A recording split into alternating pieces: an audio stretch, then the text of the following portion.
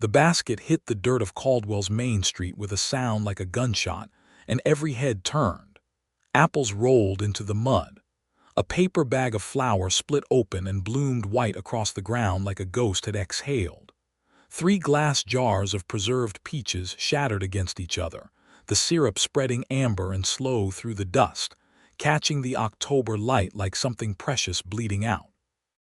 Catherine Keene stood at the center of it all, her hands still curved in the shape of the handle she had been gripping for the last 2 hours of shopping, her knuckles white, her face a study in the kind of devastation that goes too deep for tears. She had been holding too much. That was the truth of it, though it was a truth with layers she had not yet admitted to herself.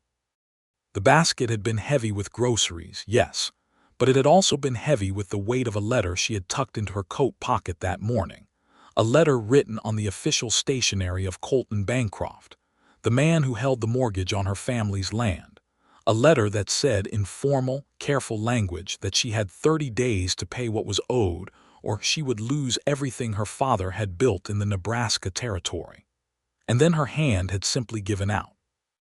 She stood on the main street of Caldwell, Nebraska, in the autumn of 1882, surrounded by the ruins of her week's provisions, and every man on that street walked past her. A cattle buyer in a brown suit glanced down at the broken jars and stepped around them without breaking his stride. 2 cowboys leaning against the post outside the Drover's Rest saloon watched with mild interest and looked away. The general store owner, Mr. Pittman, stood in his doorway, saw the mess, and retreated inside. A farmer she recognized from the church picnic last summer tipped his hat vaguely in her direction and kept walking. 30 seconds passed, a minute. She could not make herself move. The shame of it was extraordinary, the kind that pins a person to the ground. She was 26 years old. She was the daughter of James Keene, who had homesteaded 300 acres of some of the finest grazing land in the county, and she was standing in the middle of the street with peach syrup soaking into her boot and not a single soul stopping to help her. That was when she heard the boots, different from the others, not the hurried clip of a man with somewhere to be.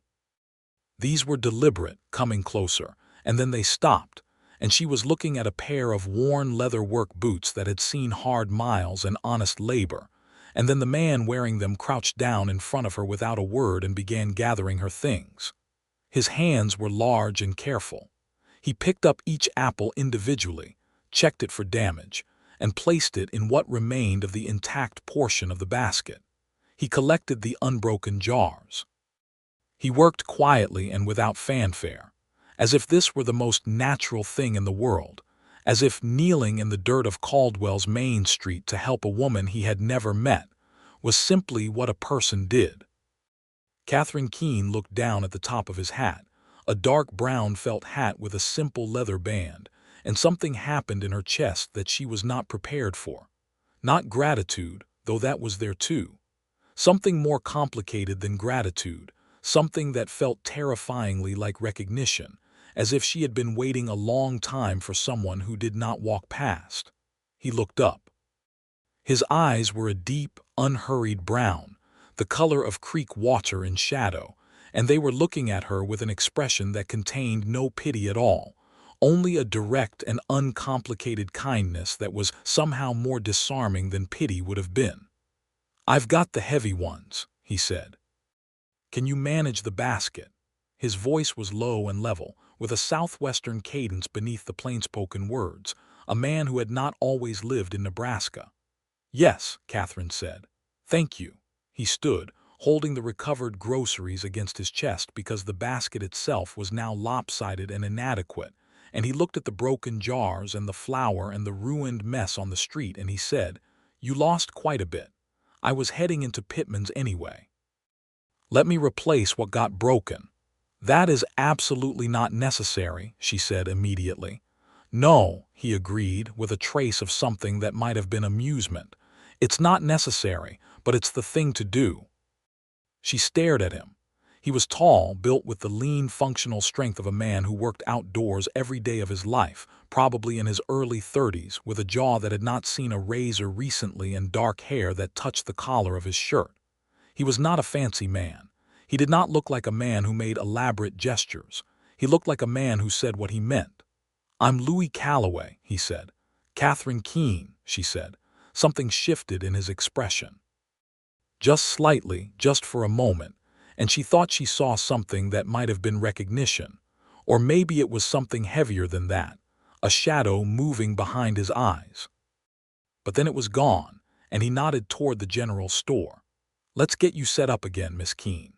She did not know, walking through the door of Pittman's general store beside a man she had met 4 minutes ago, that she was walking into the beginning of the most consequential story of her life.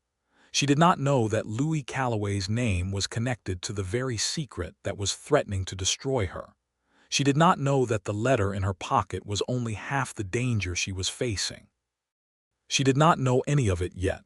All she knew was that one man had stopped, and somehow, in the strange arithmetic of the human heart, that changed everything. The story of how Catherine Keene came to be standing in the dirt of Caldwell's Main Street with a broken basket and a catastrophic letter in her pocket was not a simple one. It had begun, as most disasters do, long before the disaster itself. Her father, James Keene, had come to the Nebraska Territory in 1868, part of the wave of homesteaders drawn by the promise of the Homestead Act, 160 acres free to anyone willing to work it and live on it for 5 years.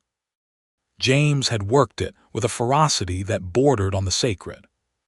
He had built a sod house first, then a proper frame house, then a barn, and over 14 years he had expanded the original claim to 300 acres through purchase and sweat, and the kind of stubborn refusal to quit that the land either rewarded or destroyed. It had rewarded James Keene. By 1880, the Keene place was one of the finest small operations in the county, with a respectable cattle herd, good hay production, and a name that meant something when spoken. Then James Keene had died. He had died in the spring of 1882, not from anything dramatic, not from outlaws or storms, but from pneumonia in his own bed with his daughter holding his hand. He was 53 years old. He had a constitution like iron, and it had not been enough. Catherine had sat with him through 3 weeks of illness, watching him diminish, watching the Nebraska wind outside the window as if it were somehow responsible, and then he had been gone and she had been alone. Her mother had died when Catherine was 12 and she had no siblings. She had a farm, 300 acres of it, and a small herd of cattle, and 2 hired hands named Pete Gorman and old Silas Dwyer, and she had a mortgage she had not known about until after the funeral. The mortgage had been taken out in 1879, when a bad winter had killed a third of the herd. James Keene had borrowed $700 from Colton Bancroft, who operated a financial concern out of a handsome office on Caldwell's secondary street, the kind of business that lent money to struggling homesteaders at terms that looked reasonable in a moment of desperation and revealed themselves to be otherwise over time. James had paid back portions of it regularly. He had been close to finishing. But he had not finished, and the remaining debt, compounded with Bancroft's interest, stood now at $412, and Bancroft's letter had arrived on Tuesday morning and given Catherine 30 days to pay it. $412. She might as well have been asked to pay $4,000. She had taken in every cent from the fall cattle sale. She had $50 in the box under her bed, the household account, the reserve for emergencies. She had a farm that was worth real money but could not be liquidated without losing it. She had, as she walked into Pittman's general store with Louis Calloway beside her, no solution. What she did not know, what she had no way of knowing on that October afternoon in 1882, was that Louis Calloway had his own connection to Colton Bancroft, a connection that was older and darker and far more dangerous than a simple mortgage. Louis Calloway had come to Caldwell 6 months earlier from Texas, specifically from the Panhandle country, where he had ranched for 10 years and built something of his own before a combination of drought and a land dispute with a powerful neighbor had cost him most of it. He had arrived in Nebraska with enough money to buy a modest piece of land 7 miles south of town, 320 acres, a solid house, a working barn, and the intention to rebuild quietly and without drama. He was 31 years old. He had no wife. He had no family in the territory. He had a horse named Durham and a reputation in Texas as a man who was fair and occasionally dangerous, which was exactly the balance required to survive in ranching country where the laws were still mostly suggestions. He had also, in the 6 months he had been in Caldwell, developed a quiet and thoroughly suppressed awareness of Colton Bancroft as a man whose methods of doing business did not align with the law he operated behind. He had heard enough things, from other ranchers and homesteaders at the feed store and the stockyards. He had a particular reason for paying attention to Bancroft's name that had nothing to do with neighborly concern, a reason that was buried in his past and that he had told exactly no one. He was in Pittman's general store, replacing Catherine Keene's broken jars, when Mrs. Pittman came through the curtain from the back and said brightly, "Oh, Mr. Calloway, I didn't know you were coming in today. I have that canning salt you ordered." And Catherine, who had been watching Louis count out coins with the careful attention of a man who was generous without being careless, looked up and said, "You are the man who bought the Hendricks place south of town." "That's right," he said. "My father knew old Jacob Hendricks," she said. "He spoke well of that land." "It is good land," Louis said. He handed the replaced jars to Catherine and then looked at her directly in that unsettling way he had that involved no pretense at all. "Your father was James Keene." It was not a question. She heard the past tense and it struck her the way it still struck her, even 6 months later, a small inward flinch. "He was," she said. "I heard he passed this spring. I'm sorry for it." "He had a reputation as a fair man." "He was," she said again, and this time her voice was entirely level, which cost her something. Louis picked up his own order and held the door for her when they left, and they stood for a moment on the boardwalk in the October sunlight, both carrying their provisions, both with somewhere to be, and he said, "Are you all right, Miss Keene? You looked, when I came upon you, like a woman carrying more than groceries." She opened her mouth to say that she was perfectly fine, which was the appropriate response, the only response that pride and propriety permitted. Instead, she heard herself say, "I received some difficult news this morning. I am managing it." "That's good," he said quietly. And then, unexpectedly, "Managing alone is hard. If there is anything I can do, the offer is real." She looked at him. He was not flirting. She had received enough of that in the years since her father's health had begun to decline, men seeing a woman alone on a good piece of land and calculating possibilities with their eyes. This was not that. This was something simpler and more radical, a man who had helped her and meant what he said without wanting anything in return. "I appreciate that," she said, and meant it. He nodded, touched his hat brim, and walked toward his horse at the hitching post. She watched him go. She watched him untie a large, well-kept roan horse and mount with the ease of a man who had done it 10,000 times, and she noticed, with the part of her mind that noticed everything and had no authority over her heart, that he did not look back. That was Friday. By Sunday she had nearly convinced herself that the encounter was nothing more than a small, uncharacteristic kindness from a stranger, the kind of thing that happened occasionally and meant exactly as much as it was and no more. She had sat through the church service at the small Methodist congregation where her father had worshipped, accepted condolences from the Reverend Porter that were now 6 months old and slightly stale, and driven herself home in her wagon with the week's groceries intact this time. She spent Sunday afternoon with her account book spread across the kitchen table. The numbers did not improve with scrutiny. $412 in 30 days. Her cattle were sold.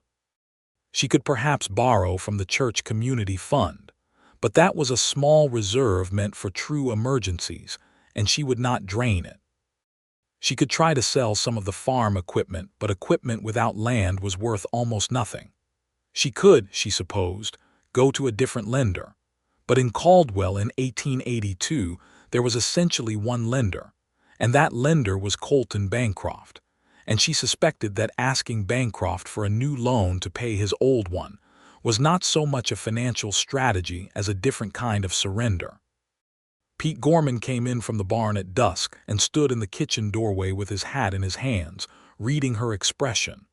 "Still bad?" he asked. "Still bad," she said. Pete was 45, broad and weathered, with a son in Kansas and a loyalty to the Keene family that had outlasted James Keene himself. He had worked this land for 8 years and he would work it until he was told not to, but he was a hired hand and could not loan her money he did not have. "Old Silas says there's talk in town," Pete said, setting his hat down carefully. "Talk that Bancroft has been calling in debts early on several places. Not just yours, the Whitmores on the North Road and the Behringer property." Catherine looked up sharply. "All at once. Near enough." She thought about that. 3 foreclosures in the same county in the same month was not misfortune. It was a pattern. Patterns implied intention. "Why?" she said aloud, but she was not asking Pete. She was asking the empty air, the arithmetic of malice, the question of what Colton Bancroft wanted badly enough to strip 3 families of their land. She did not have an answer that night, but she would, sooner than she expected. On Monday morning she drove into Caldwell to visit Bancroft's office directly, because she was her father's daughter and her father had never sent a letter when a conversation would serve better.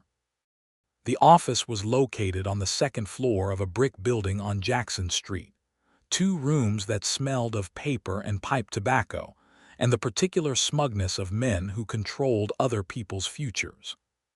Colton Bancroft was perhaps 50 years old, with the kind of prosperous softness that comes from years of paperwork rather than physical labor, iron-gray hair, and eyes of a pale, colorless blue that reminded Catherine of water that was too cold to trust. He received her courteously enough. He offered her a seat. He said he was sorry about the pressure of the situation, and that he hoped it could be resolved to everyone's satisfaction. "There is a buyer for your property," he said, with the smoothness of a man who had rehearsed this sentence. "A legitimate and substantial buyer who is prepared to offer fair market value. If you cannot meet the debt by the 31st, a sale would allow you to settle the mortgage and have something remaining." "Who is the buyer?" Catherine asked. A pause. "I am not at liberty to say at this stage." "At this stage," she repeated. "You are foreclosing on my family's land on behalf of a buyer you will not name." "I am simply reminding you of the terms of an existing agreement," Bancroft said, and his voice had cooled by several degrees. "The terms your father agreed to." "My father agreed to a $700 loan at 8% interest. He paid back most of it before he died. The remaining balance with interest should be considerably less than what you have stated." Something moved in those pale eyes, a recalculation. "The documentation is quite clear," he said. "I would like to see that documentation," Catherine said. Another pause, longer this time. "Of course, I will have my clerk prepare copies." She left without the copies because the clerk was conveniently unavailable.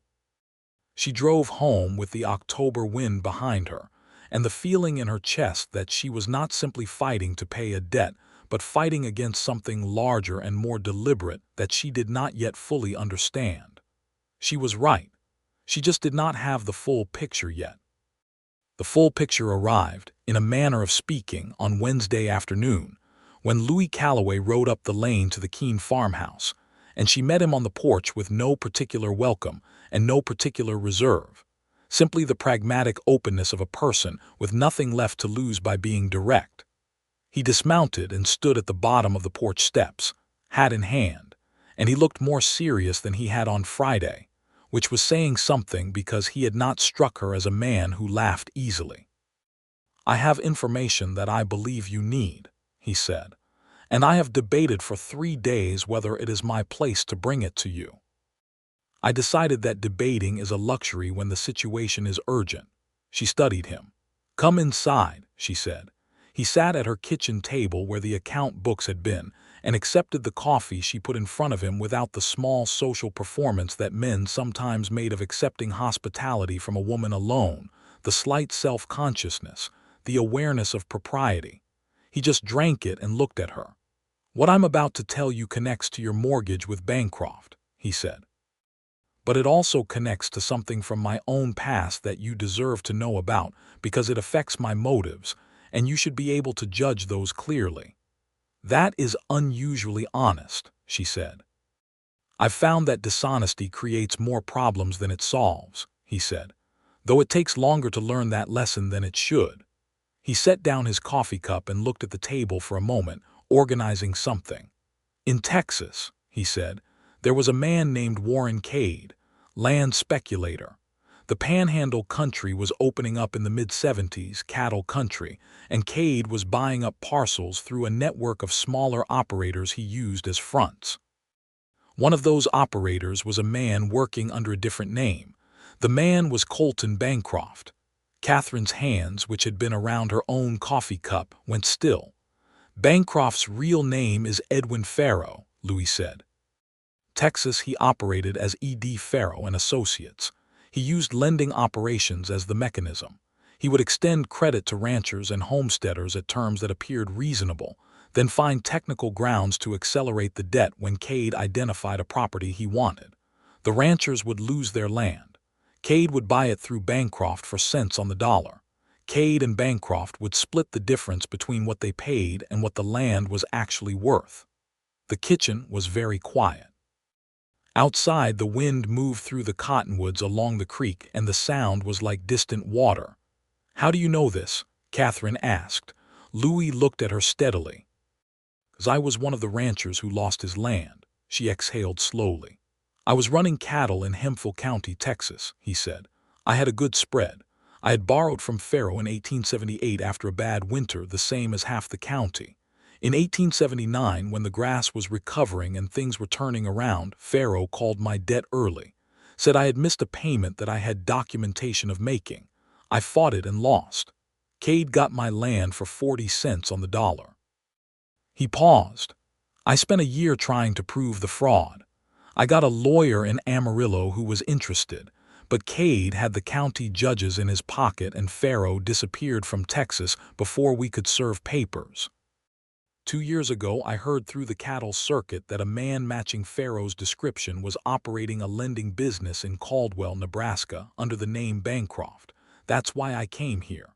Catherine was watching him with an expression that was many things at once. "You came to Caldwell to expose him." "Yes. And you have evidence." "I have documentation from Texas, affidavits from 3 other ranchers who lost their land the same way. Correspondence between Farrow and Cade that I obtained through the lawyer before the case was killed." He reached into his coat and placed a folded document on the table. "I also have a copy of your father's original loan agreement, which I obtained from the county courthouse yesterday. The interest rate Bancroft quoted you in his letter is not 8%. It is 8% on the original $700. The current balance, properly calculated, is $209, not $412. Catherine looked at the document for a long moment without touching it. Then she looked at Louis. "He doubled it," she said. "He added phantom charges and compounded interest on terms that are not in the original document. It's fraud, provable fraud with this." He tapped the paper. She picked it up and read it carefully, the way her father had taught her to read everything, every word, every number. She was not a woman who skimmed. The document was exactly what Louis said it was. The original terms were clear. Bancroft's letter was a fabrication. "Why are you doing this?" she said quietly, not suspiciously, not accusingly. A genuine question. "You could have used this evidence for your own purposes, to expose Bancroft for what he did to you in Texas." "I am using it for my own purposes," he said. "Those purposes just happen to align with yours." He looked at the table again, and she sensed that he was choosing his next words with care. "And I saw you standing in that street on Friday, with everything you were carrying, and every man walking past." The kitchen was quiet again. "I don't know how many other families in this county Bancroft is currently working against," Louis said. "Your father's land, the Whitmores, the Behringer property. I think there's a railroad corridor somewhere in this. Someone wants a clear path through this part of the county and Bancroft is acquiring the parcels for them." "The railroad," Catherine said slowly. The Atchison, Topeka, and Santa Fe has been surveying west of here. That's my thought. She stood up and walked to the window and looked out at her land, the fields that her father had broken and turned and rebuilt for 14 years, the creek line with the cottonwoods, the distant rise of the hill where the cattle grazed in summer. It was extraordinarily beautiful in the October light. It was hers.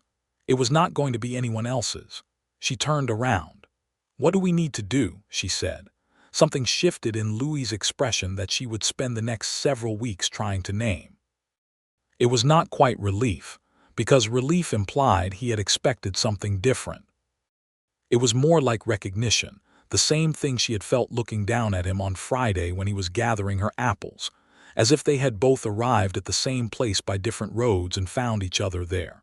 "We need to go to the county clerk," he said. "We need to file the documentation, and we need to find you a lawyer who is not already in Bancroft's pocket." "There is a man in Wichita," she said. "A friend of my father's. He has never had any business with Bancroft." "How soon can you reach him?" "I can write today and take the letter to the post myself." Louis nodded. He picked up his coffee cup again, found it empty, and set it down. She refilled it without being asked, and something about the ease of that small domestic gesture surprised them both, and neither of them mentioned it. They spent 2 hours at the kitchen table going through Louis's documents and Catherine's account books, building a picture of the fraud that was as close to airtight as two people without law degrees could construct. Louis was methodical in a way she respected, careful with details, not given to embellishment. He laid out facts and let them speak. She cross-referenced everything with her father's papers, which she had in a box in the bedroom that she had been meaning to go through for months and had been avoiding. When they were finished, Louis stood and rolled his documents back up and tied them, and she walked him to the porch. "The Whitmores and the Berringers," she said. "They need to know." "I was going to ride to them next," he said. "With your permission, I'd like to say that you're involved. It might reassure them that they're not alone." "You have my permission," she said. "And Mr. Calloway." He looked at her, hat in hand again, standing in the October afternoon light with the wind moving his hair. "Thank you," she said. "For Friday, for today." He held her gaze for a moment longer than was strictly necessary. "Don't thank me yet," he said. "Bancroft is not going to make this easy." He was right about that. The week that followed was one of the most exhausting and frightening of Catherine Keene's life, which was considerable competition. The letter went to Wichita. The county clerk, a cautious man named Haggerty, received Louis's documentation with visible unease and the careful neutrality of a man who was trying to determine which way the wind was blowing before he committed himself. The Whitmores, a Norwegian couple who had homesteaded 15 years ago and whose English was still accented with the old country, were initially suspicious of Louis but warmed to Catherine, and their relief at discovering they were not alone was painful to witness. The Berringers, whose patriarch had died the previous winter leaving his wife Clara and their 3 adult children, received the news with a kind of white-faced fury that Catherine understood completely. On Thursday of that week, Catherine was in Caldwell at the telegraph office sending word to the Wichita lawyer when she became aware that she was being watched. She turned and found 2 men she did not recognize standing across the street, watching the telegraph office with an attention that was too deliberate to be casual. They were not local.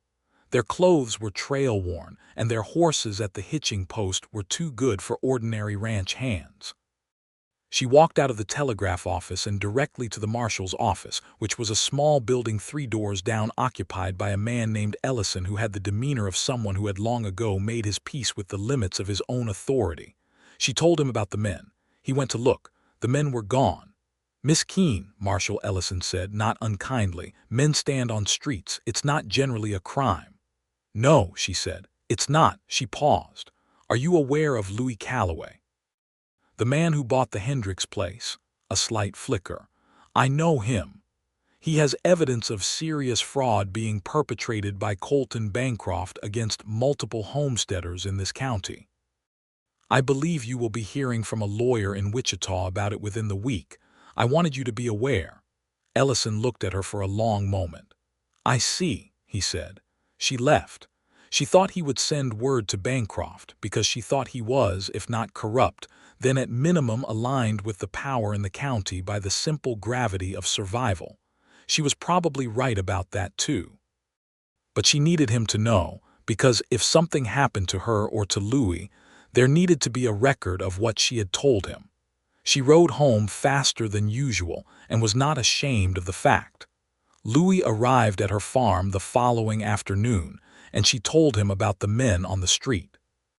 He listened without visible alarm, but she noticed that he checked the approach road when she told him, and then checked it again when he left, which told her that he was concerned even if he was not going to say so in a way that would frighten her.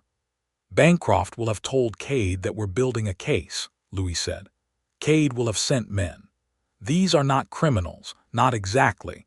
They are enforcers of a certain kind of business interest, men who make problems disappear through intimidation. They are banking on the fact that a woman alone and a newcomer rancher without local roots won't have the nerve to push this." "They have misjudged the woman," Catherine said. He looked at her with something that was absolutely not a smile but was in the neighborhood of one. "I had that impression," he said. It was on that same afternoon, standing in her kitchen going over the response they had received from the Wichita lawyer, a Mr. Harold Fitch who had written back with impressive speed and evident interest in the case, that something changed between them. Not dramatically, not with a declaration or an incident. It changed the way temperature changes in early spring, gradually, and then completely. They had been working side by side at the kitchen table for 3 hours. The afternoon light had shifted and deepened, and she had lit the lamp without thinking about it, and now the kitchen was warm and amber, and there was a second pot of coffee, and the smell of the bread she had put in the oven before he arrived, because she had made bread regardless, and it would have been wasteful not to use the oven. She looked up from the letter and found him not reading the document in front of him but looking at her, and he did not look away when she caught him. He just held her gaze with that quality he had of seeing things directly and without artifice, and she felt the color come into her face, and she was 30 years old and she had had her share of men look at her and she had never once blushed. "I should apologize," he said. "For what?" she said. "For looking at you like that." "You don't need to apologize for looking," she said. Her voice was steady. She was proud of that. "That depends on what the looking means," he said. The kitchen was very quiet. "What does it mean?" she asked. He was quiet for a moment in that deliberate way of his, the way he approached everything, with the patience of a man who did not speak before he knew what he was going to say. "It means that I find myself thinking about you when I'm not here," he said finally, "and looking for reasons to be here. And I'm aware that this is a complicated time, and that I came into your life through someone else's fraud, and that there is nothing clean about any of this. And I don't want to add to what you're already carrying." She looked at him. She thought about the last 6 months, the grief and the fear and the loneliness and the account books and the empty farmhouse where her father's chair was still in the same corner, and she had not been able to move it. She thought about Friday morning on the main street of Caldwell, the basket splitting open, every man walking past. "You are not adding to what I'm carrying," she said quietly. "You are the first thing in a long time that has made what I'm carrying lighter." Something moved through him that she could see from across the table, a kind of long exhale that was not quite breath, a settling. "Then I'll stop apologizing," he said. She smiled. It surprised her, the smile, the way it came up from somewhere genuine and unguarded. "That would be welcome," she said. He smiled back, and she decided in that moment that Louis Calloway's smile was one of the finest things she had seen in recent memory, because it was rare and it was real, and it transformed his face from serious into something warm enough to make the amber kitchen feel warmer still. They had work to do, and they did it. But the distance between them at the table was different after that. The Wichita lawyer arrived in Caldwell on the 14th of October, which was 12 days after Catherine had sent the letter, and which told her that Harold Fitch was a man who understood urgency. He was a compact, brisk man in his 50s with a gray beard and the manner of someone who had spent 30 years winning arguments and enjoyed every one. He set up in a room at the Caldwell Hotel and spent 2 days reviewing the documentation. On the third day, he met with Catherine and Louis in the hotel parlor and said, "This is fraud, demonstrable, prosecutable fraud. The Texas evidence combined with the local documentation is compelling. I believe we can halt the foreclosures and file a civil case against Bancroft. Criminal referral is also possible, depending on how the county prosecutor responds." He paused. "The complication is time. Bancroft's deadline on your property is the 31st, which gives us less than 2 weeks. I will file for an injunction tomorrow morning." "Will it hold?" Louis asked. Fitch looked at him steadily. "It will hold if the county judge is not already compromised. I have done some research and I believe Judge Warden is clean. He is a man of principle who has no business relations with Bancroft." He paused. "However, you should be prepared for Bancroft to take action outside the courts before the injunction is in place. Men who operate the way he does do not surrender quietly." "We've already had men watching the telegraph office," Catherine said. Fitch nodded, unsurprised. "Be careful, both of you." They were careful. Louis began sleeping in his barn rather than the house, because the house was visible from the road and the barn gave him better sight lines to the approach. He did not tell Catherine this directly, but Pete Gorman told her, and she lay awake in her father's house on a Tuesday night thinking about Louis Calloway watching her laying in the dark, and felt something so complicated and so warm that she had to press her hands against her sternum just to hold it. On the 17th of October, 2 days after Fitch's arrival, Colton Bancroft came to the Keene farm. He came in a smart buggy with a driver and no other company, which was the gesture of a man who wanted to appear unthreatening while being anything but. Catherine met him on the porch. She did not invite him inside. She stood with her arms folded and the October sun behind her and her father's land stretching out in every direction, and she waited. "Miss Keene," Bancroft said, with the calibrated warmth of a man who had spent decades performing sincere concern, "I wanted to speak with you directly. I understand there has been some confusion about the terms of your mortgage." "There has been no confusion on my end," Catherine said. "Your letter stated a balance of $412. The original document, which I have obtained from the county clerk, shows a balance properly calculated at $209. A flicker in the pale eyes. "There were additional fees agreed to verbally with your father that were not captured in the written agreement." "My father would not have agreed to anything he did not sign," Catherine said, "and verbal agreements are not enforceable. Miss Keene," his voice shifted, losing the warmth, becoming something more direct and more honest, which was somehow worse. "I am trying to offer you a way through this that results in something rather than nothing. The buyer I represent is prepared to be generous. You would settle the debt and have enough remaining to start fresh somewhere else. The market for agricultural land is unpredictable. What you hold today may not be worth what you think it is tomorrow." "Is that a threat, Mr. Bancroft?" A pause. "It is an observation about markets." "I will not be selling my land," Catherine said. "I have retained legal counsel, and the matter of the correct debt balance is being addressed through the appropriate channels. You will be hearing from my lawyer." Bancroft looked at her for a long moment with those pale, flat eyes, and she held his gaze with everything she had, which was considerable. Then he looked past her, and she realized that Louis had come around the side of the house and was standing in the yard, not close, not threatening, just present, just visible. Something in Bancroft's expression changed in a way she could not quite read. He looked back at her. "Good day, Miss Keene," he said, and got back in his buggy. She stood on the porch until the buggy was gone down the lane. Then she let herself breathe. Louis came to the porch. "He will move quickly now," he said. "He knows Fitch is here. He knows the injunction is coming." "Let him move," she said. She was steadier than she expected. "We are ready." The injunction was filed on the 18th and granted by Judge Warden on the 19th, which meant that Bancroft could not proceed with the foreclosure while the fraud case was being heard. The relief Catherine felt when Fitch brought her the news was so physical that she had to sit down, and she was not a woman who sat down when she got good news. She sat in her kitchen and pressed her hands flat on the table and breathed, and when she looked up, Louis was in the doorway and she could see on his face that he understood exactly what she was feeling, because it was the same thing he was feeling.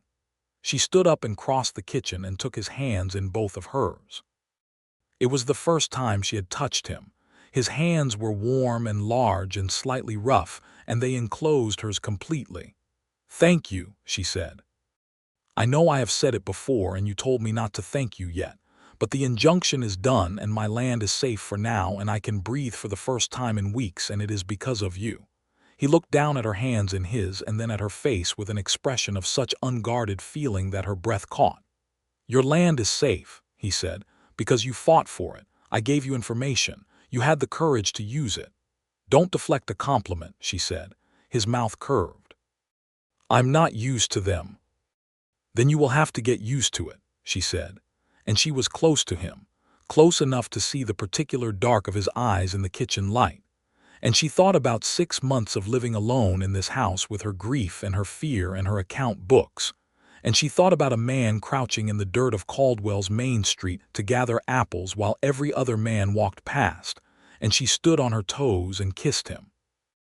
It was brief and careful and entirely intentional, and when she settled back to her heels, she found him looking at her with an expression that was the most nakedly honest thing she had ever seen on a person's face. "Catherine," he said, very quietly. "Louis," she said. He raised her hands to his mouth and kissed her fingers, one hand and then the other, with a formality that was also somehow more intimate than anything she had expected, and her heart was doing something she had no medical explanation for. "I would like very much to court you properly," he said, "when this is finished." "You can court me improperly in the meantime," she said, and surprised them both so completely that they both laughed, and the kitchen was suddenly full of something warm and alive that had been absent from it for a long time. Fitch pressed the case aggressively through the last 2 weeks of October. 3 other homesteaders came forward once word spread that there was a lawyer willing to fight and evidence to fight with. The Whitmores and Berringers were the most prominent, but there were 2 other families on smaller parcels who had received similar letters, similar pressure. Collectively, their documentation, combined with Louis' Texas evidence and the comparison of the original loan documents against Bancroft's stated balances, built a case that Fitch described with satisfaction as extremely unpleasant for Mr. Bancroft. Bancroft made several moves. He produced an amended loan document purporting to show the verbal fees Catherine had mentioned, but the document was dated 2 weeks after the original agreement, and the county clerk had the original in his register, which contradicted the amendment. The forgery was clumsy enough that even Haggerty, the cautious clerk, admitted to Fitch that it appeared to be a later edition.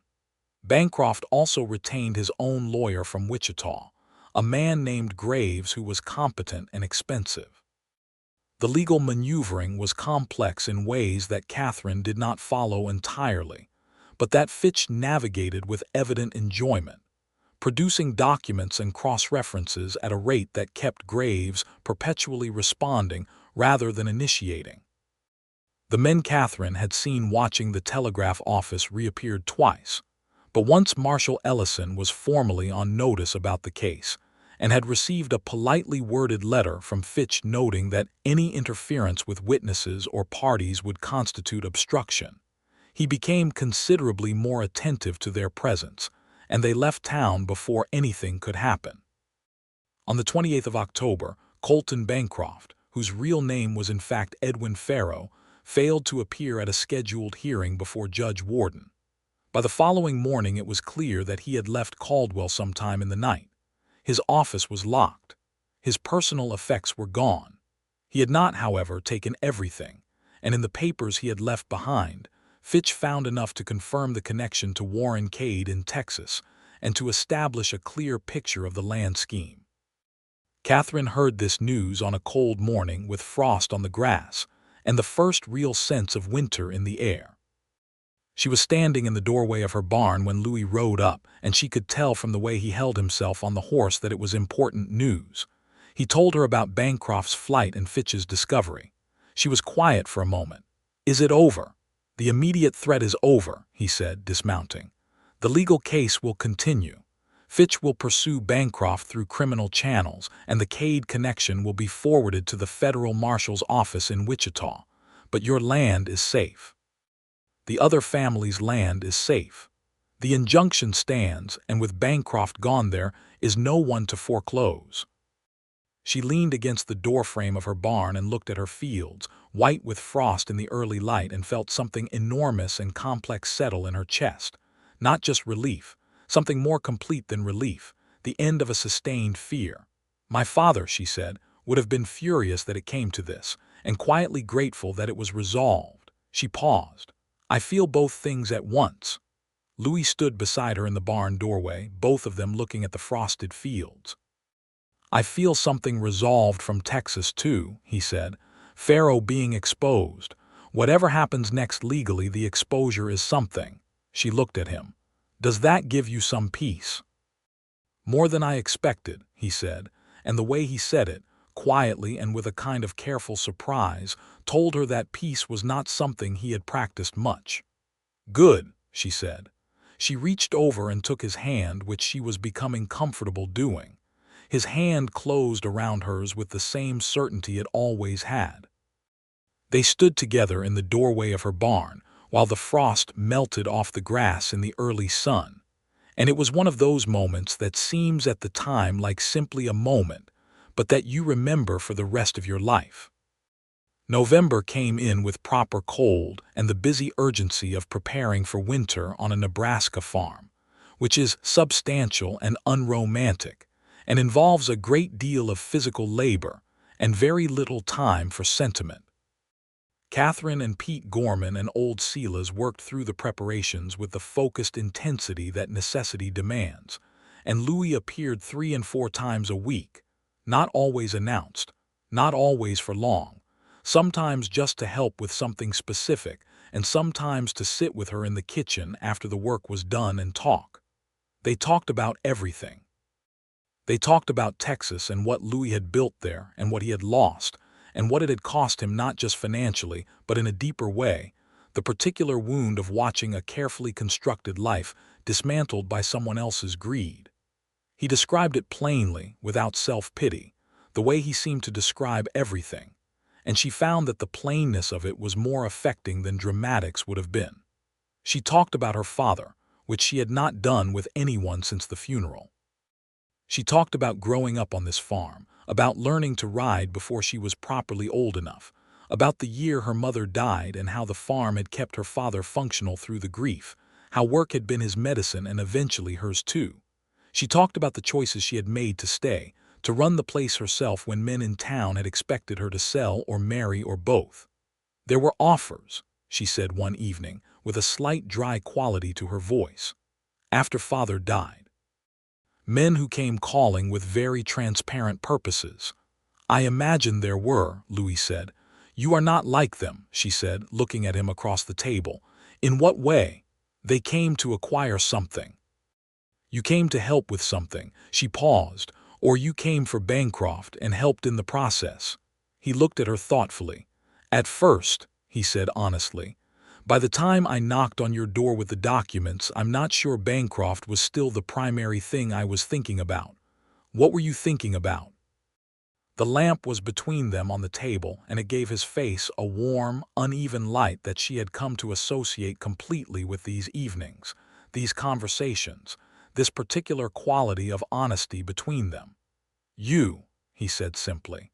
"I was thinking about you, and what it would take to make sure that you did not lose something your father spent his life building."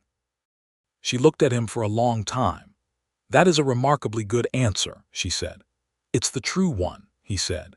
He kissed her for the first time that evening, there at the kitchen table in the lamplight, and it was nothing like the quick, brave kiss she had given him in October. It was deliberate and certain and warm, with his hand against her face like something carefully held, and she had the sensation of arriving somewhere she had been traveling toward for a long time without knowing the destination. Christmas of 1882 was a different thing entirely from the Christmas of 1881.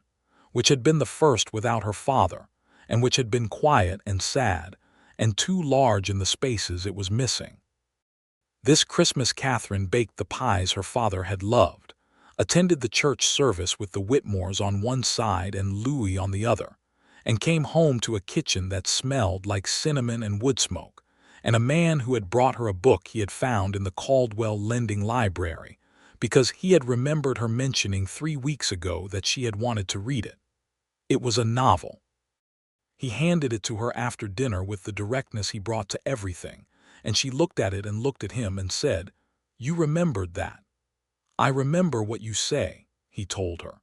She stood on her toes and kissed him again, right there by the door with their coats still on, and he laughed against her mouth, and she thought she could spend the rest of her life making Louis Calloway laugh.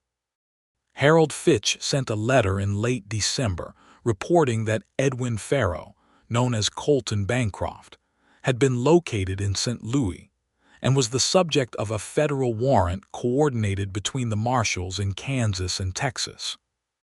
Warren Cade, the Texas land speculator, was also under federal investigation. The likelihood of full prosecution was good.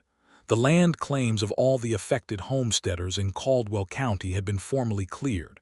The fraud was documented and on record. Catherine read the letter twice and then set it down in the box where she kept her father's papers and looked at it for a moment. "Is it done?" Pete Gorman asked from the doorway, reading her as he always had. "It's done," she said. He nodded once, a deep and satisfied nod, and went back to the barn. January was cold enough to make indoor life feel like a blessing, and Louis spent it between his own place and hers with increasing frequency, the 7 miles between their properties becoming less and less like a barrier and more like a formality. His ranch was in good shape. He had hired a single hand, a young man named Franklin who was competent and quiet, and the cattle he had purchased the previous spring were doing well. He had plans, specific and practical ones, for expanding the operation in the spring. He talked to her about those plans one evening in January, laid them out with the precision of a man who thought carefully before he acted, and she listened and understood that he was not just describing his plans, he was asking something, or preparing to ask something. "Your land and mine," he said, tracing a hypothetical line on the table with one finger, "border each other on the south side. Your father knew that. Old Hendricks told me James Keene had mentioned once that the two places together would be about the finest operation in the county." "He did say that," Catherine said, watching the tracing finger. "He liked to think about what the land could be if it were all one." Louis looked up from the table. "So did I," he said.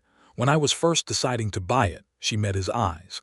"I want to ask you something," he said, "and I want to ask it correctly, which means I need some time to do it properly." "Louis," she said with a patience she was genuinely feeling, "you can ask me anything you want at any time. I'm not a woman who requires elaborate preparation." He smiled, and it was the full smile, the warm one, the rare one. "No," he said. "But you deserve it anyway." He asked her on the 14th of February, 1883, which was a Sunday, because he was a man who took symbolism seriously even when he would not have described it that way. He came to her farm in the morning, which was unusual, and he was dressed in his best clothes, which were not extravagant but were clearly deliberate, the white shirt and the dark coat he wore for Sunday services. She was in the kitchen when she heard his horse and came out on the porch, and she read every signal his appearance was sending, and had to press her lips together very firmly to suppress something that would have embarrassed them both. He stood at the bottom of the porch steps, the way he had the first time he came to ask if she needed help. "Catherine," he said. "Louis," she said. "I have spent the better part of my adult life building things that were worth having and losing them," he said. "I built a life in Texas and it was taken from me. I came to Nebraska intending to build again, something smaller and more guarded this time. And then I met you." He paused. "And what I'm building now is better than anything I built before. Not the land. The land is good. I mean whatever this is between us, which I intend to say plainly if you will permit me." "Please," she said. She was very still. The February morning was cold and bright, and everything was sharp with it. "I am in love with you," he said, plainly and without decoration, in the way he did everything that mattered. "I have been, I think, since you looked down at me in the street and said your name like it meant something, like you were absolutely certain of who you were, even with the flower in your hair and the peach syrup on your boots." He reached into his coat pocket and produced something small, a simple gold ring, no stone, the kind of thing a man picks because it lasts rather than because it impresses. "Marry me. Let me put my land next to yours. Let me be the person who kneels down when things fall." She stood on her porch in the February cold and looked at Louis Calloway standing in her yard with a ring and his whole heart in his hands, and she thought about all the things she had been carrying alone, all the things she had refused to ask for help with, all the times she had been the only person in the room dealing with the hardest thing in the room. She stepped off the porch and walked to him. "Yes," she said. "Obviously, yes." He put the ring on her finger and then pulled her into his arms and held her, and she held him back. And the February morning was very cold and very bright, and she was warmer than she had been in years. They were married in March of 1883, on a Saturday when the first grass was showing green through the brown remnants of winter, in the small Methodist church where her father had worshipped, and where she had sat through Christmas and Easter all her life. The Reverend Porter conducted the service. The Whitmores came, and Clara Barringer came with her children, and Pete Gorman and old Silas were there in their best shirts, looking properly solemn and slightly overwhelmed.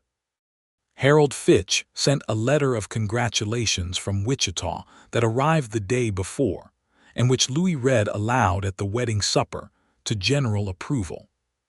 Catherine wore a dress that had been her mother's, taken in and altered, a cream-colored wool that was 20 years old and timeless in the way that good things made with care are timeless. She wore her hair up with 2 of her mother's hairpins that she had kept in a box for 14 years, waiting without knowing it for the right occasion. Louis stood at the front of the church in his best dark coat and looked at her coming down the aisle with Pete Gorman on her arm, because her father was not there to do it, and his expression was the one she had learned to love most, the unguarded one, the one with everything in it, and she thought that she would rather have that face across from her than any other face in the world. The Reverend Porter asked if anyone objected. Nobody did.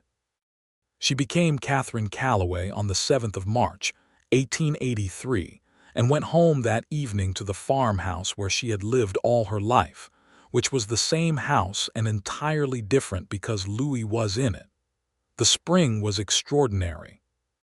It was the kind of spring that follows hard things well, the way good weather sometimes seems to know when it is needed. The grass came in richly. The cattle were healthy.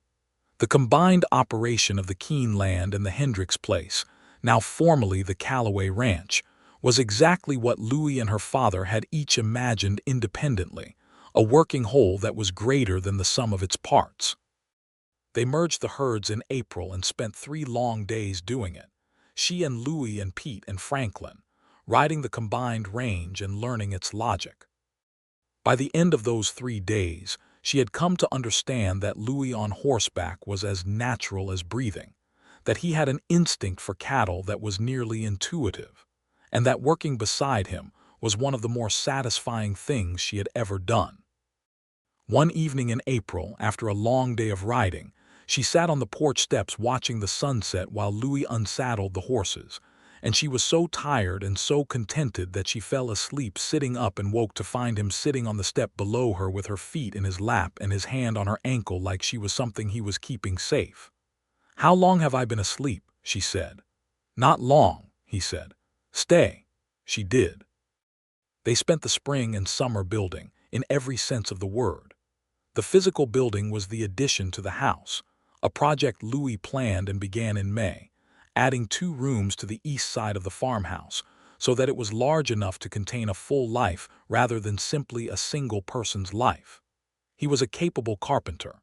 She was not, but she was useful as a second set of hands, and they worked on it together on evenings and Saturdays with a harmony that surprised neither of them. The other building was slower and deeper and more valuable. It was the building of a shared life, the small architecture of two people learning to live inside the same story. The morning rhythms. The arguments that were brief and resolved before sleep, because Louis had a policy of not sleeping on unfinished business that she adopted immediately.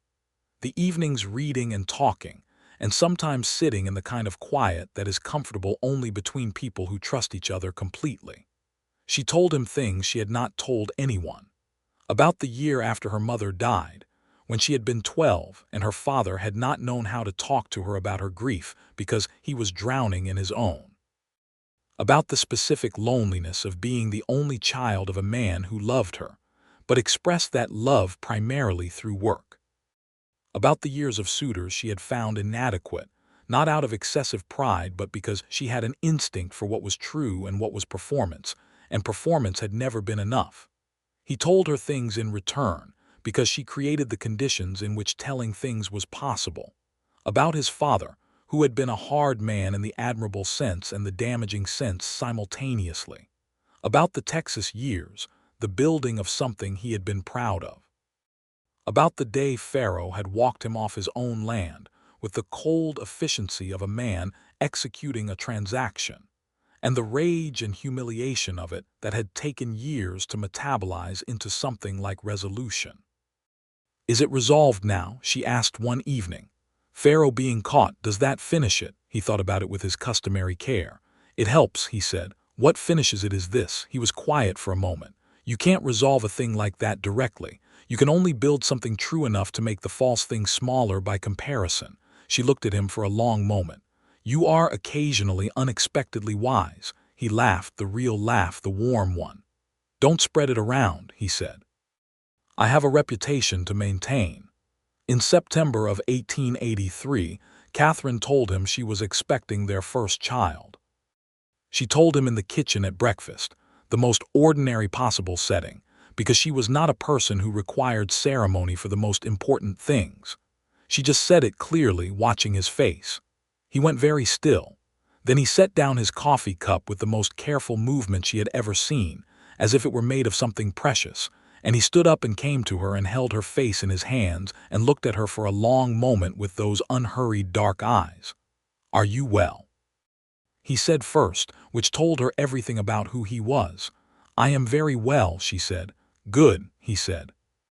And then he kissed her forehead and her temple and then her mouth, and when he pulled back his eyes were bright with something she had never seen in them before.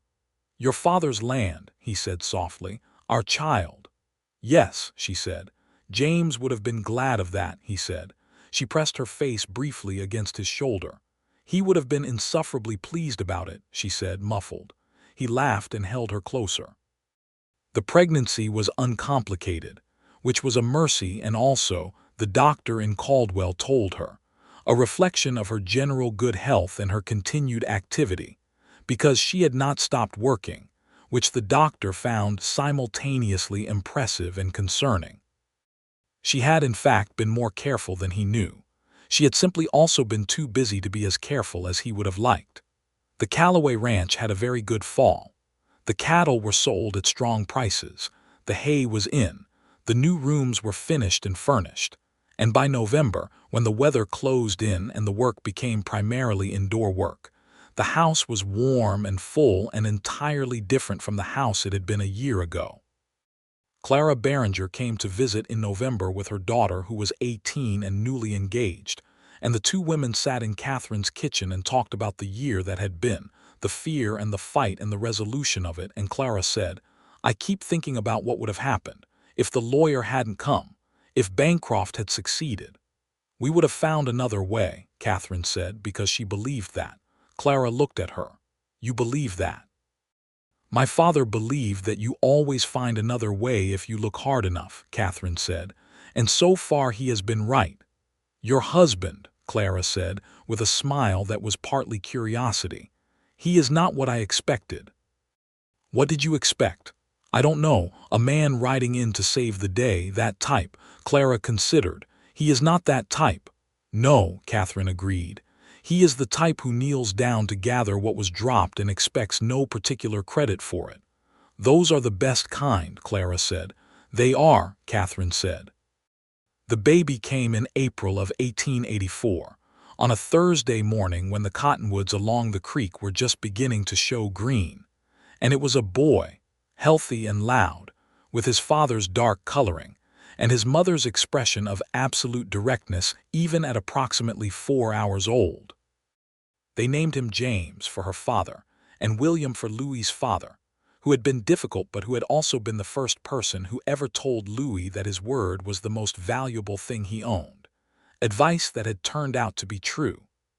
James William Calloway was brought home to the Calloway Ranch on a Sunday in a blanket his grandmother had made before Catherine was born, a practical woman's blanket in cream and blue, worn soft with years. Louis carried him in through the door of the farmhouse with an expression so serious and so devoted that Pete Gorman, standing in the yard, turned away to look at something in the middle distance for a moment.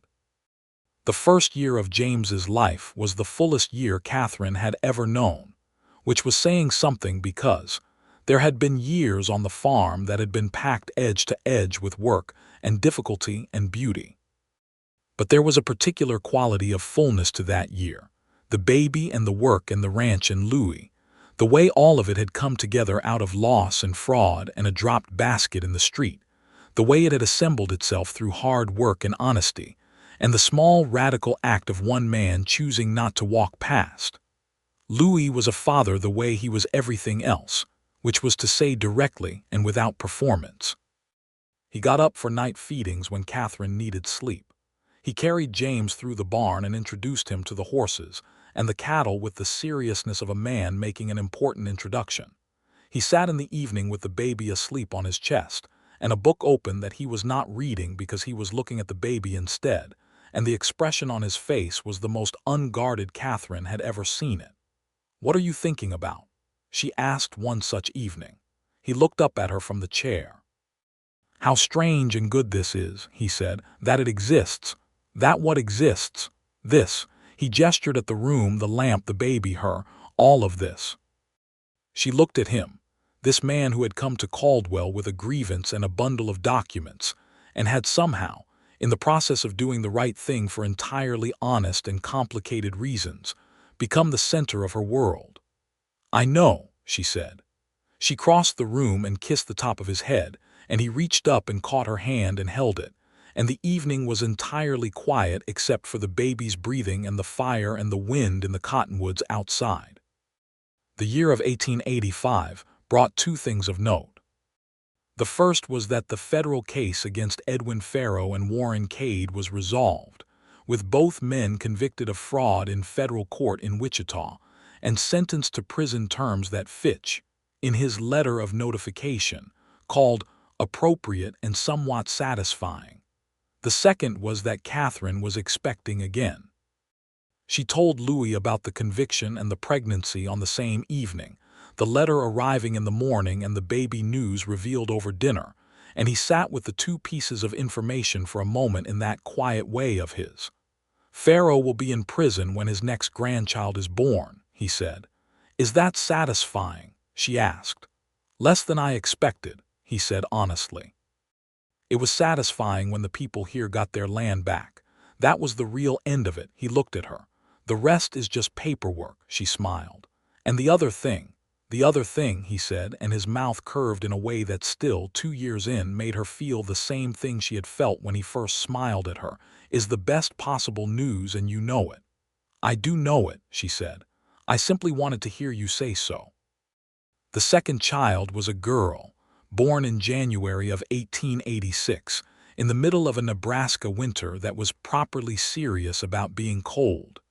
She came into the world with a full head of dark hair and a composure that seemed, at 12 hours old, remarkable. They named her Alina, which had been Catherine's mother's name, and she had her mother's steady dark eyes from the beginning, which made Louis look at her in the first days with an expression that was something beyond smitten. James was nearly 2 when Alina was born, round and confident and deeply interested in everything, including his new sister, whom he approached with the careful scrutiny of a small scientist observing a phenomenon. He would stand at the edge of the cradle and look at her for extended periods. He did not seem alarmed by her. He seemed to be forming a judgment. After approximately a week of this, he apparently arrived at a satisfactory conclusion because he began bringing her things. Small things, things he considered important, a smooth stone, a piece of dried grass, a wooden spool. He would place them beside the cradle with great seriousness and then look at his parents for acknowledgement. "He is sharing his collection with her," Louis said. "He thinks she needs to know the important things," Catherine said. "He is not wrong," Louis said. The ranch expanded again in 1886, with the purchase of an additional 80 acres on the north side, which was good grazing land that had belonged to a family who was moving to Oregon. The operation was now solidly established, with a herd of more than 100 cattle and a reputation in the county for the quality of the stock. Louis had a gift for it, for the breeding and the management and the patient work of building a herd over years rather than seasons, and Catherine had a complementary gift for the business side, the records and the planning and the negotiations at the stockyards where she was still, in 1886, one of very few women doing business directly, and was regarded with a mixture of respect and residual surprise. She found the surprise enjoyable. She was her father's daughter. Pete Gorman retired in the spring of 1887, going at last to Kansas to live near his son, and the departure was genuinely felt. He had been on this land longer than Louis had. He had known Catherine since she was a girl. He stood on the porch on his last morning and shook Louis's hand and hugged Catherine, which he had never done in 30 years of employ because it had not been appropriate and now it was, and he was slightly emotional about it in the way of men who do not often permit themselves to be emotional about things. "You take care of this place," he said to Catherine. "Always," she said. "And you," he said to Louis, with the authority of a man who had earned the right to say what he was about to say, "you take care of her." "Every day," Louis said. Pete drove away down the lane in the wagon his son had sent for him, and Catherine and Louis stood on the porch and watched him go, and she felt the particular texture of that kind of change, the end of one chapter folding into the next without being lost. Franklin, the young hand Louis had brought from the start, had grown into a capable and trusted man. They hired 2 additional hands that spring, brothers named Aldous and Clem Pratt, who were reliable and good with cattle, and the operation moved into its maturity with a solidity that was satisfying in the deep, earned way. The summer of 1887 was hot and good and full of the work and the life that the years had built. James was 3, running everywhere, unstoppable with his father's directness and his mother's precision, already asking questions that were slightly beyond his years and expecting real answers. Eleanor was 18 months, serene and observant, watching the world with a thoroughness that reminded Catherine of Louis in ways she found completely delightful.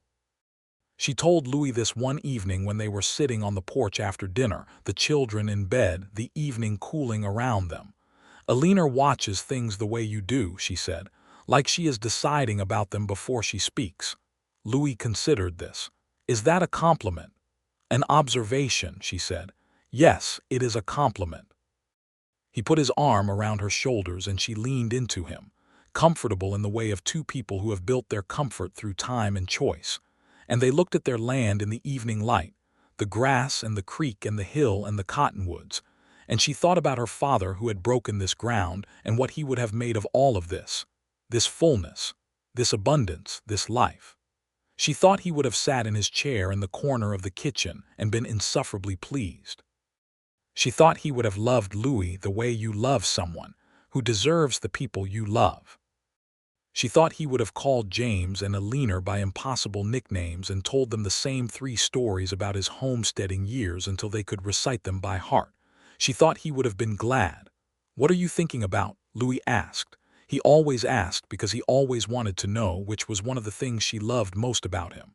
"My father," she said, "and how I think he would have been glad of all this." Louis was quiet for a moment. "Tell me about him again," he said. "The way he used to ride the north pasture to check the fence line." She smiled. "He asked this sometimes." He had never met James Keene, but he had learned him through her stories with the same patience and attention he brought to everything that mattered. He would go out every Saturday morning, she said. In any weather, he said, if you knew your fence line, you knew your land. She paused. I think he liked the excuse to ride out alone. He was not a solitary man, but he needed the quiet. I understand that, Louis said. I know you do, she said. She turned her face and kissed him, there on the porch in the summer evening, with the land around them and the children asleep inside, and all of it built from what had been lost and broken and gathered again. In October of 1887, 5 years after she had dropped her market basket in the dirt of Caldwell's Main Street, Catherine Calloway walked down that same street with her husband beside her, and James holding her hand and Eleanor in Louis's arms, because Eleanor had decided at 18 months old that walking was for other people, and being carried was entirely preferable. They were on their way to Pittman's General Store, which had expanded since she had last shopped there in crisis, with a second room and a full dry goods section, and a new glass case for the jewelry and notions that Mrs. Pittman had begun selling. She stopped in front of the store and looked at the spot in the street where the basket had split open 5 years ago. The flour and the peach syrup were long gone. The street had been through 5 years of weather and traffic, but she remembered exactly where she had stood, exactly where the jars had shattered. Louis stopped beside her, following her eyes to the street. Here, he said. Right here, she said. He looked at the spot for a moment and then he looked at her. Every man walked past, she said, not bitterly, just factually. Not every man, he said. She looked up at him. He was looking at her with those dark, unhurried eyes and that expression she had learned to read in every light and weather, the one that contained everything he was without armor. Not every man, she agreed. James tugged her hand. He wanted to go inside because Pittman's had peppermint sticks, and he had been told that one peppermint stick was a possibility if behavior warranted it, and his behavior had, he felt, clearly warranted it. She laughed and let him pull her toward the door, and Louis followed with Eleanor, who was examining a button on his collar with deep scientific interest. Pittman's was warm and smelled of coffee and leather, and the beeswax they used on the counters, and Mrs. Pittman looked up from behind the counter with the particular warmth she now reserved for the Calloways, who were among her better customers and who she had been reliably told were among the better people in the county. James, she said to the boy, I believe there is a peppermint stick with your name on it. James looked at his mother. His mother looked at his father. His father looked at Mrs. Pittman with an expression of complete complicity. Perhaps, Catherine said, if the asking is polite. Please, James said with impressive promptness. The peppermint stick was procured. Eleanor looked at it with great interest and then looked at her own situation, which was being held by a person who did not appear to have a peppermint stick, and reached one hand toward her brother with a kind of calm authority that made everyone within range laugh. They did their shopping. They loaded the wagon. They drove home on the October road with the children beside them, and the sky the particular deep blue of a Nebraska October afternoon, and the land on either side of the road showing the amber and gold of the season. Catherine thought about 5 years.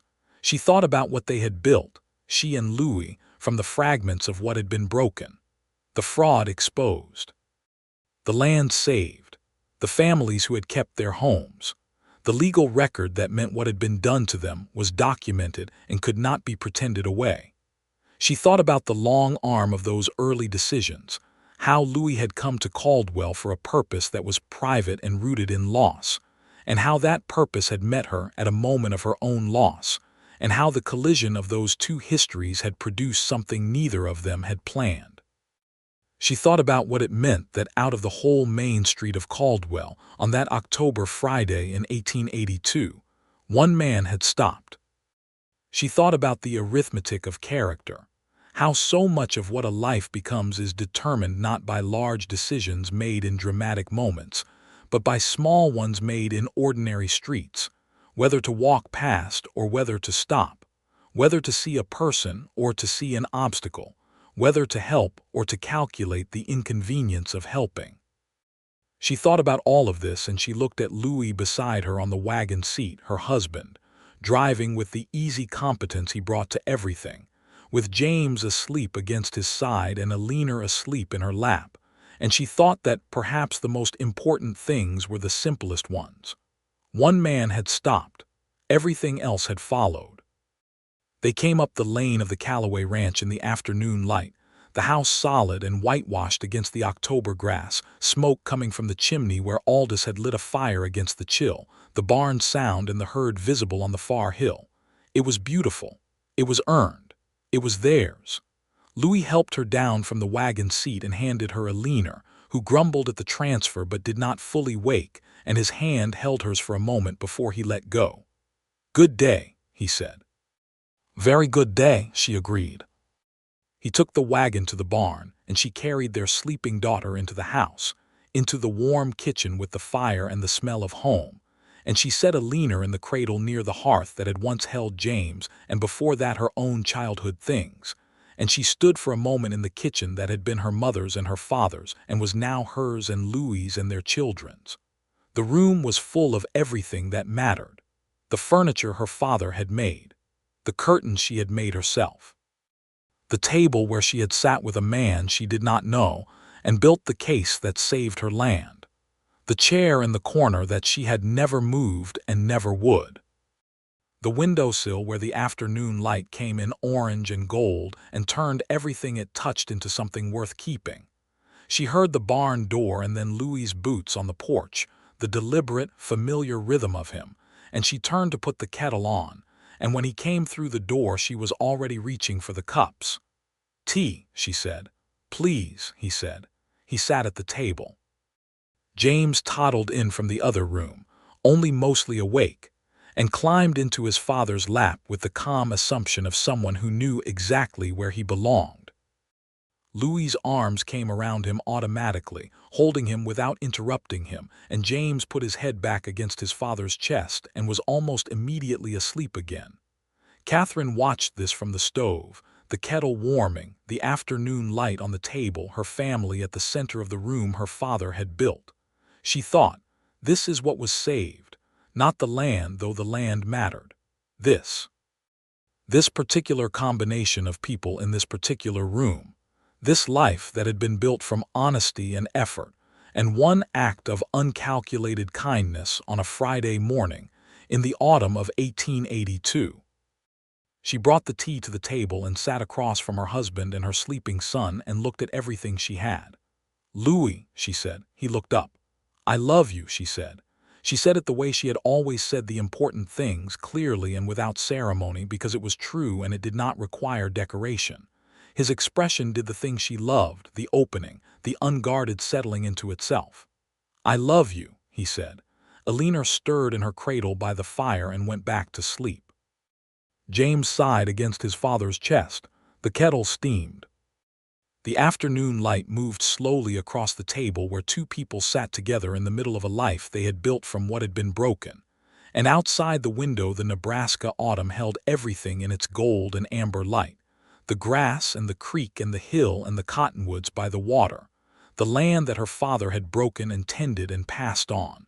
The land that would be her children's and perhaps their children's children's. It was more than enough. It was everything.